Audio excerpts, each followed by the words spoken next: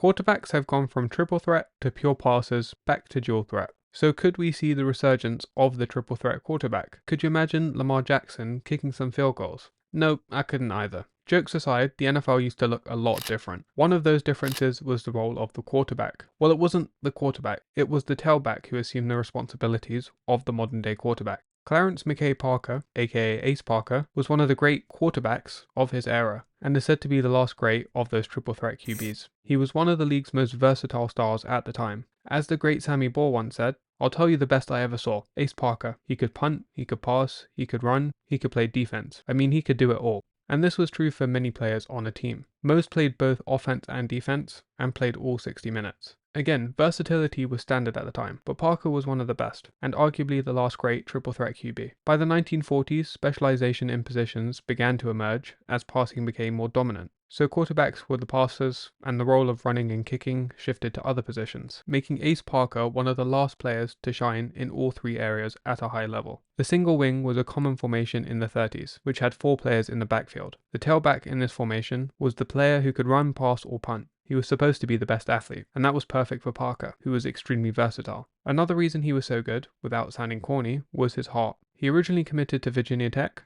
but would meet with Wallace Wade, the head coach at Duke. There, Parker told Wade he was going to Virginia, and Wade said that was best because he wouldn't make the team at Duke. Determined to prove him wrong, he ended up going to Duke, and as an All-American at college, he set what were then school records for rushing yards in a season and career rushing yards. Add to that a record for total touchdowns scored, total points in a career, and longest kickoff return, which is still a Duke record. He was a shifty runner and could pass, catch, kick, and defend. He was drafted by the Brooklyn Dodgers, the football team, in 1937, but opted to follow his first love, ironically, baseball. The following season he got permission to try out in the NFL, but he wasn't expecting to play more than a few games, and that's evident by the fact he only signed a 4-day contract with the Dodgers. Yet Parker was an excellent player, much better than he was at baseball, and despite the Dodgers sucking, he would commit to football fully in 1938 and have an immediate impact. In his second season, he led the league in passing with 865 and made first team All-Pro. He was good throughout his career, but he'd have his best years when legendary coach Jock Sutherland took over in 1940. Despite breaking his ankle playing summer baseball and wearing a 10-pound bulky brace for part of the season, he won MVP in 1940, finishing with 817 passing yards, 10 passing touchdowns, 306 rushing yards, and 2 rushing touchdowns. Demonstrating his versatility, he also tied first for interceptions with 6 and led the league in return yards with 146. Oh yeah, he also punted for an average of 38 yards per kick.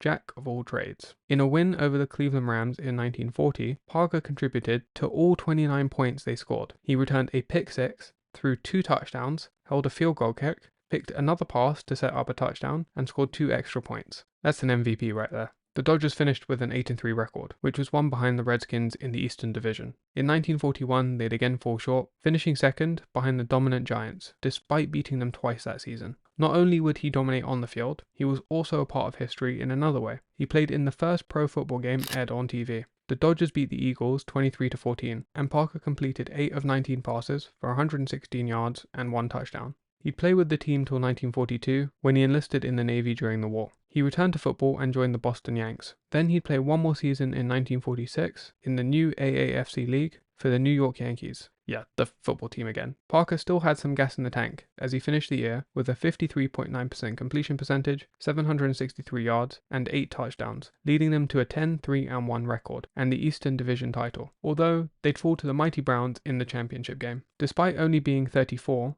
and playing just 6 seasons, he would hang up the cleats, wrapping up a relatively short but impressive career.